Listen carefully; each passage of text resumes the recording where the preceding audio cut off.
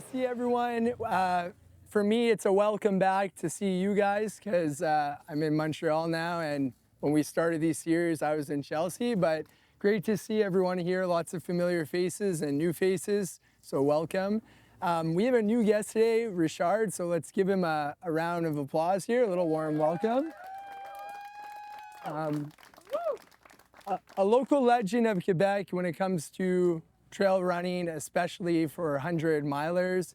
And I think just a good maybe start off question here is like, you know, whatever made you want to start doing 100 milers? I've always done long distance stuff, skiing, cycling, running, but in 2011 or 12, I was visiting my sister in Europe, and it was the Ultra Trail du Mont Blanc in Chamonix, which is the biggest trail run, and I had never run of trail races before. I was in Chamonix during that week just by chance, and I saw that and I thought, holy shit, like this is something I want to do. And Kilian Jornet, who's the GOAT of trail running, was there and won the race, and I kind of thought, I want to follow this guy, and that's how it started. And then it grows on you.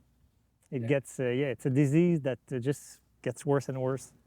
All right, so then, it becomes an addiction. And then recently too, you know, you just did Hard Rock, which is, you know, there's other elements that come into play, right? The weather conditions. And so how do you, going into a race like that, knowing that it could be really hot, how do you prepare yourself for that? The biggest thing about Hard Rock itself, it's the altitude. It's a race that's held at an average altitude of 3,200 meters. And here, the Belvedere Champlain is at 300 meters.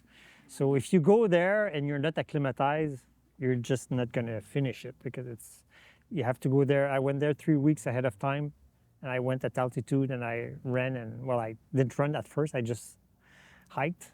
I run, but sometimes I walk during those races. Some people think we run all the time, but we walk.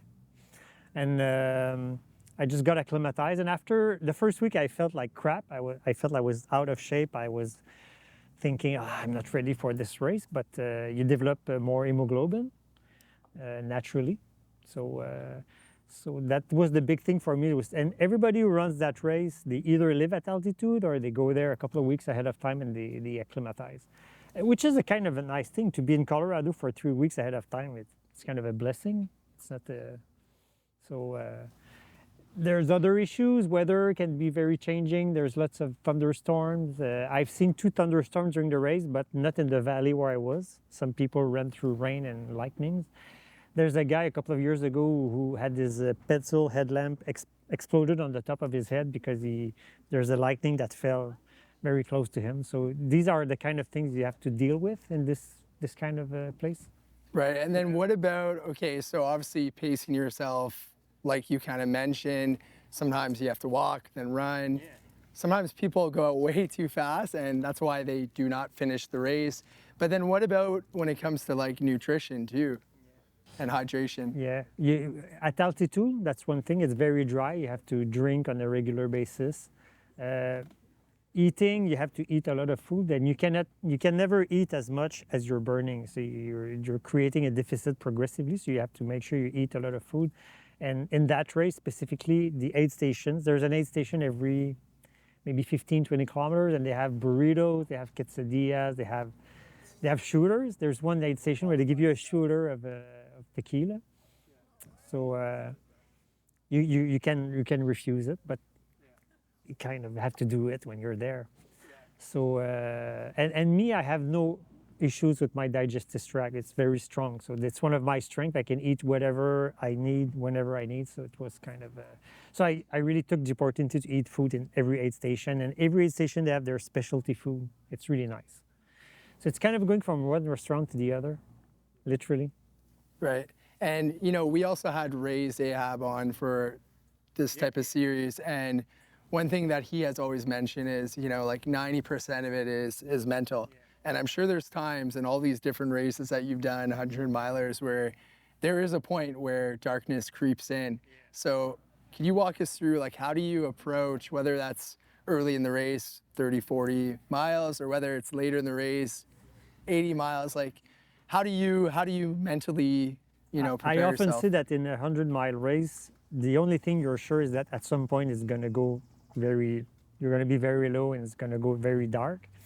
So, but it's long enough that it can bounce back. So if you're in a deep spot because you're dehydrated or you lack sleeping or you have blisters or whatever, it's long enough that you have time to figure out. You have to think positive things like, what can I do if I'm dehydrated, which was the case in hard rock for a while. Well, I have to drink more and I have to drink electrolytes, and you have to figure out ways to go over these. So ultimately it bounces back, but you have to be, with experience now, I know that I can bounce back. The first races I did, it was more difficult because I was not experienced in that. But 100 miler is like a lifespan crunch into like 30, 40 hours. So you get very, very high and you get very, very low, which is kind of nice. For sure. And then, you know, you were even talking about earlier, you know, you recently just got back and you're still on this like extreme, you know, high from like your race, and endorphins are up here. So I'm going to crash soon. Yeah, I was going to ask, how do you now, you know, you're back here, obviously you're home, you're with a bunch of friends here, but how do you also like post-training, you know, to make sure you don't get injured, let's say after a race like that, or even prepare for this crash of energy? How do you now? Well, I try to take it easy, but right now the thing is that because I spend a lot of time at altitude, I feel like my lungs are that big right now. So I was in Mont Tremblant last week, and I did my best ever climb of Mont Tremblant because I have more hemoglobin in my system. So I'm kind of, I feel I can race faster than I'm used to. So it's kind of difficult to settle down, but you have to recover from sleep. Recover weight. I lost some weight, so now I'm kind of back to normal with my weight. Sleeping is okay, but my sleep pattern was disturbed for maybe a week or so, because I didn't sleep for like about 40 hours in a row, which is I'm not very good at that. I'm not very good at tolerating lack of sleeping, and I'm not very good at getting up early in the race. That race starts at 6 a.m., so that's the worst for me. I had to get up at 4 o'clock to be at the starting line at 6 o'clock. Right. So how do you even deal with that, with like, you know, if sleep is like your weakness, you know, you're in good training in terms of your body, you're eating well, you're hydrating well. Maybe you also got used to the altitude by getting there earlier that week, but then what about sleep? Like, how do you, if you think that's your weakness? The power of caffeine. Caffeine, okay. Secret ingredient. The obvious truth. Okay, so when you say caffeine, is it coffee? Is it... I drank some coffee and some electrolytes with caffeine in it. Yeah, because I started the race at 6 a.m. I ran through the day, I ran through the night, and the next morning, my friend Michael, who was pacing me, I was talking to him, but I felt like I was not talking to him. I felt like I was kind of outside my body a little bit. And at one of the aid stations, he got me some coffee. They had a Buddha, you know, French press. And it kind of helped. Yeah, for sure. But I was mixed up in my head a little bit for a while. Delusional. Yeah. I didn't have hallucinations, but I was, you know, you're hiking and you become too focused, kind of thing. Yeah. But caffeine helped. Okay. So secret ingredient, caffeine, noted. Definitely. And then, okay, so I'm sure people would love to hear stories here in terms of like the good, the bad, and the ugly of, you know, just different races that you've done. Do you have any stories that you want to share? Well, in that case, in that race, during the night I had a low point, and I had two friends. You're allowed to have a pacer from about halfway through till the end.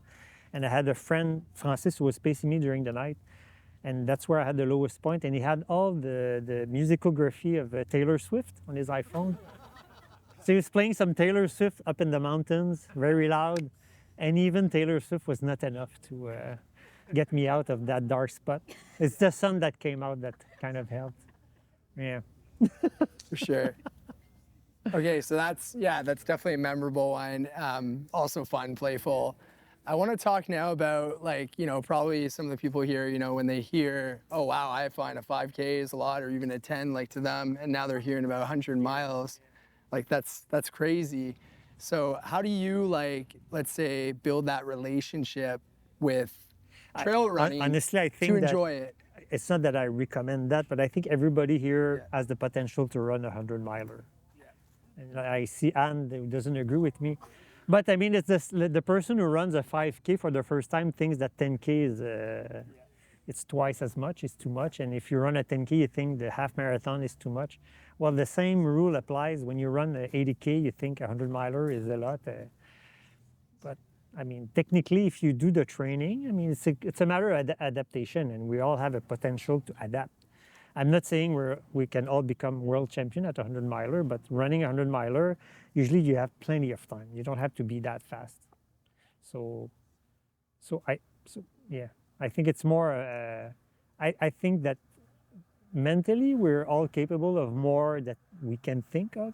Right. And that's kind of nice to push that limit and to go towards that and see, oh, okay, it's a little bit further. And that's how I ended up doing those races. And I've done races longer than 100-milers over the years because I want to see where that limit is, and I haven't seen it yet. Right. And then when we talk about now, like, let's say, you know, training environment, you know, you train here in Chelsea. This is quite a nice competitive advantage to train and have the environment and have the lots of trail elevation runners and here. I mean, trails. we have the group here around. We have the Gatineau Park with hundreds of kilometers of trails, technical trails, non-technical trails. The only thing we don't have is the altitude. But aside of that, I mean, it's the best.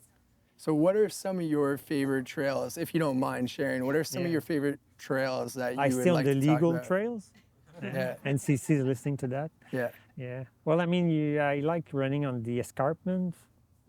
After Belvedere Champlain, if you go on the one and you go further than the fire tower. And I live near the cégep, so I run a lot on those trails. But on the weekend when I do long distances, I go to Ripon also. By the way, can I make a public announcement? August 10th, there's a race. It's not a race, it's an event. Lots of people are coming. It's called TYPC, and it's a free event. We have a loop in the park of the Montagne Noire. It's a regional park, and we do races. And people come, and the only cost is to bring 2 drinks, alcohol or non-alcohol. And then at 3 o'clock, everybody stops, and we share those drinks. So Montagne Noire is a nice place to train. There's lots of good vertical climbs to do there. So anybody who's doing trail running, they have to discover Montagne Noire. All right, for sure. all right. So I'm expecting you to be there. All right, mark that down in your calendars for sure. Okay. Now another question I have is, like, you know, I think it's really important. Sometimes we lose this when we're training, but to always have a healthy relationship with physical activity. You know, whether it's, you know, trail running, whether it's cycling in Gatineau Park, whatever it is. Yeah. So how do you make sure to keep, you know, your relationship not too serious and still playful? Yeah. I mean, I do it because I want to do it. I don't feel any pressure from the outside. It's my own desire. So, and I think for, like, everybody here probably likes trail running, but I think everybody can find something that they like. Can be skiing, can be whatever sport. But in the region here, we're so lucky to have this park around us. You can go canoeing, you can go scuba diving, you can go swimming, so I mean, to me, I find that very healthy what I'm doing. I kind of need it. It's some kind of a drug, I would say, but I just need to move every day, and I find that I'm not from the area here, but I've been living here for maybe 40 years now, and we just can't leave because we have that surrounding here that's fantastic. Four seasons all year round. An abundance of activities, and also cross-train too between all the different activities. I mostly cross-country ski during the winter. Yeah. So then, you know, what is, let's say if someone's like, okay, I want to slowly build up, you know, to eventually doing a 100-miler, and they want to start maybe with, you know, a 28K trail race, and then, you know, maybe next thing, you know, a 50K, and slowly build up. What are some ways that you think they could do that if they want to build up their competitions and train for it? I think it's very tempting for people to hear someone's running a 100-miler and they want to do that next year, but I think it's safer, health-wise, to go just gradually. In the area, there's lots of different running clubs. and people who have experience, so you can hire a coach or you can join a group and you just want to go gradually and increase the mileage. But really, there's no limit to that. And I think in the last like 10 or 15 years, there's literally more events, more people trail running, distances are getting longer. In Quebec now, you have 5 options if you want to do a 100-miler, which is a lot. And like people like to push themselves and go a little bit further. So there's many opportunities. But I think gradual is the key word here, health-wise, yeah. You don't want to go too far, too fast up the steps. Right, and then, you also have a background in kinesiology, so you really understand human movement and the body. And, what are some things that you think you've applied from that in terms of... I'm a physiotherapist by trade, and I often tell my patient, don't do what I do what I say. Yeah. Because, but because I've built that background of endurance over many years, which allows me to do that. And as we're getting older, like me, endurance is a key thing. We're not getting faster, we're getting slower, but we can go for longer. So, and when you go to a trail race, like the race where I was in Colorado, the average age is probably above 40 years old, I would say. There's a couple of guys who are 25, 30, but the average is more towards older than younger. Yeah. Right. And then another question I have is more about, just in general injury prevention, when you're in the training process, because sometimes you could see someone's been, they've been putting in the mileage, they've even been tracking like their heart rate and, being in zone 2 or zone 1 in most of their trains, but maybe, eventually they're doing something wrong that then leads to an injury. So what's like the most common thing you think when someone's training? There's a couple of my patients in the group here. Yeah. And they can confirm what I'm telling you now, but the body can adapt. It's just a matter of going gradually. And I don't know, 70-80% of injuries are often too much, too fast. Mechanics, sometimes we have to change the mechanic, the way people run and so on. But if you go very gradually, your tendons, your muscles, your bones will adapt. If you go too fast, then you're exposing yourself to injuries. It's a bit general what I'm telling you, but that's kind of the base of how injury happens. Right. Well, I want to take this last little bit of time, I think, before thanking you, like, is there any other things that you want to share that maybe of your experience as a trail runner, or even like Gatineau Park, where you're from, like any other last words before we thank you?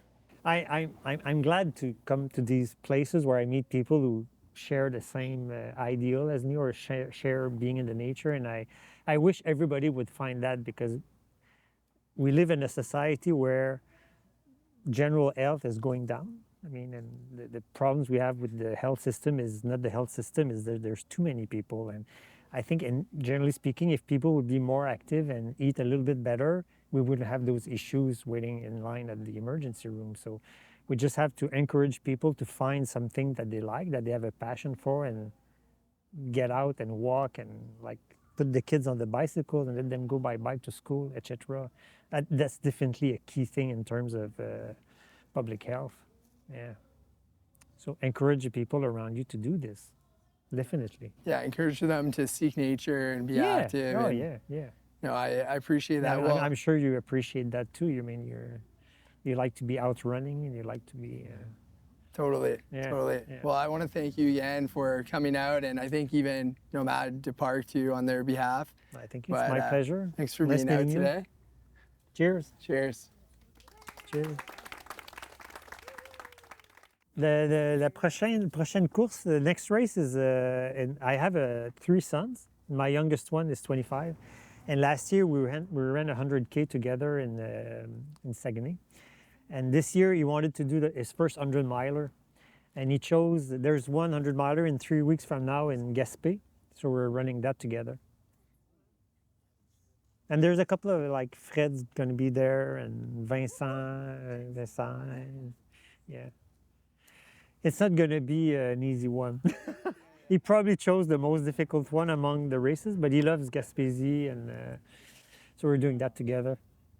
So after that, I will probably cycle more towards the fall, and wait for the snow and start skiing. Are you coming to Gaspé? Monsieur Turgeon? Oui, Alain Baudry. Oui, certainement. Les gens qui t'ont suivi ta préparation rendu au Colorado ont noté, en fait, dans ton fanbase, que tu avais... Grosse partie de ta préparation venait tes sessions que tu as faites en vélo de montagne. Ah oui? Puis on pense que c'est clé au niveau de la communauté, au niveau de tes succès. On aimerait avoir tes commentaires là-dessus. Ouais.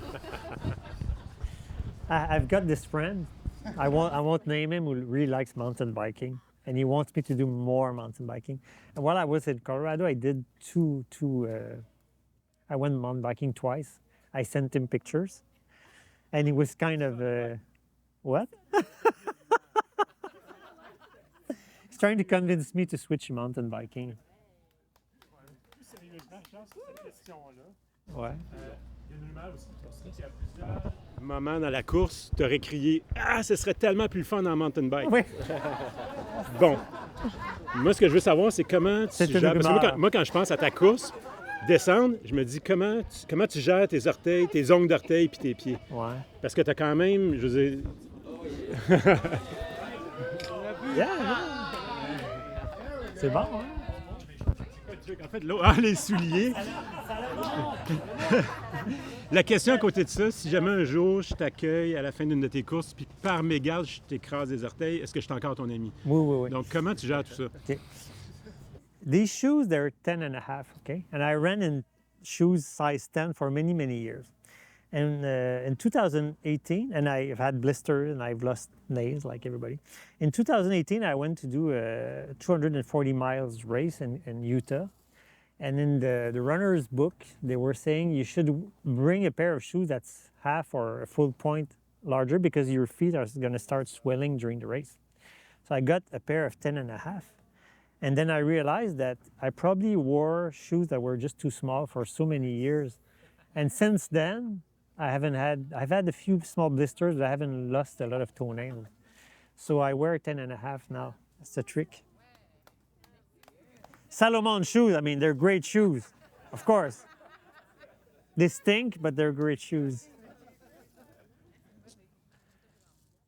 As-tu d'autres questions, Alain, intéressantes de même? Ouais, ça va être long. Vas-y, Fred. Salut, Pat.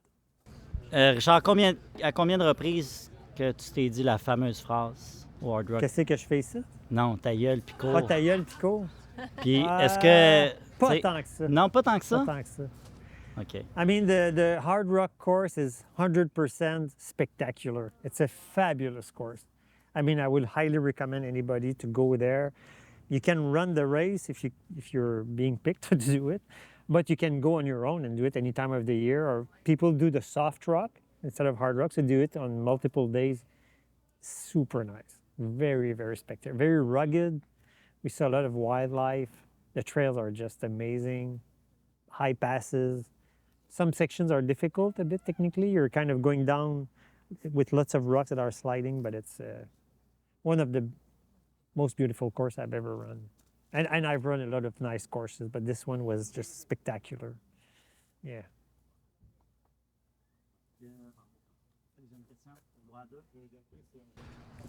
T'as pleuré combien de fois? J'ai même pas pleuré une fois. T'as pas pleuré J'ai ni pleuré à la fin. à la roche? T'as pas pleuré avant le départ? Non, j'étais quand même en plein contrôle. J'étais très zen. OK, excellent. Moi, je me demandais, ça ressemble à quoi une long run quand on s'entraîne pour un 100 miles comme une semaine typique? Là? C'est une bonne question, là, ça. Là. Okay. Je te dirais que les plus grosses semaines, cette année, j'ai peut-être fait 150, 160 km mes plus grosses semaines. Mais dans le passé, j'ai déjà fait 200 km dans une semaine. Cette année, j'ai fait ça un peu différemment. Des fois, le kilométrage, c'est pas tant important, c'est le nombre d'heures que tu passes à courir. Fait que quand tu fais ton plan, tu peux y aller en kilomètres, mais un kilomètre dans une trail facile puis un kilomètre dans une trail très technique, c'est le même kilomètre, ça prend pas le même temps. Fait que mon plan, il était plus fait en forme d'heures par semaine, puis en dénivelé, parce qu'il y avait 10 000 mètres de dénivelé dans ma course. Fait que j'ai fait beaucoup de semaines, tu sais, j'ai fait juste de montée-descente. J'ai pas fait de plat vraiment dans mon entraînement. J'ai allé très spécifique. Une autre question en lien avec ça. Ouais. Toi, est-ce que tu es plus comme paramétré avec un coach, tout ça, ou tu es plus comme go with the m'auto-coach. flow avec. Si j'ai un coach ou si je me. Ben, mettons en général, est-ce que tu vas au feeling ou il y a beaucoup de. Ouais. Des Ben, je grands me fais coachs un aussi qui plan, font ça. puis j'y vais au feeling. Là. Ok. J'ai déjà eu un coach une année avec un ami, mais Ouais. j'aime mieux m'auto-coacher, j'aime ça. Ok, cool. J'ai aussi un background en physiologie de l'exercice, là, fait que tu sais, Ouais, ça c'est aide. pas à l'aveuglette, là, mais... Ok. Ouais. C'est la sagesse, ouais, c'est ça. Merci. Est-ce qu'on avait d'autres questions pour le choix? J'en ai une autre. Sur une si longue distance, tu n'es pas toujours sur un high. C'est certain que tu as des creux. Absolument. Comment tu fais? Est-ce que tu as des Absolument. trucs pour surmonter mentalement ces périodes difficiles-là? Taylor Swift. Non, mais écoute, c'est sûr qu'il y a des hauts et des bas, là, puis j'ai eu des bas comme dans toutes les courses, mais tu sais que ça va venir, puis tu sais que ça va remonter. Là. Dans ce cas-ci, j'ai eu un creux pendant la nuit, je ne peux même pas te dire pourquoi, mais quand le soleil s'est levé, le soleil, en général, quand il se lève, c'est vrai que ça donne de l'énergie. Là. Mais comme quand tu connais le pattern déjà à l'avance, ben tu sais, c'est pas comme une surprise. Là. Mais c'est des fois, il faut que tu trouves la solution. Tu sais, des fois, tu sais, c'est comme j'ai été déshydraté pendant un bout de temps, ben là, j'ai comme plus bu pendant une couple d'heures, puis ploup, ça a remonté, tu sais. Fait qu'il faut que tu sois en mode solution, là. Quand il y a un problème, c'est qu'est-ce qu'il faut que je fasse pour le régler, là. Mais c'est pas évident avec la fatigue. À un moment donné, tout analyser la situation puis essayer de trouver des solutions, Ouais. j'imagine que ça demande encore plus Ouais. d'énergie. Puis, Ouais. Puis là, le manque de sommeil, quand il embarque, ça Ouais. devient plus difficile à gérer, là. Mais tu sais, t'épais tes pieds quand tu sens qu'il y a un point de friction. Ça fait partie de l'effort mental qui vient avec. Là. Faut pas que tu... Mais quand tu cours en trail, en général, tu pars pas dans ta tête. Tu es très dans le moment présent parce que tu as des roches, des racines, des ours qui te courent après. n'importe quoi. Parfait, merci. Well, thanks a lot, boys. It was a great conversation. Thanks for it.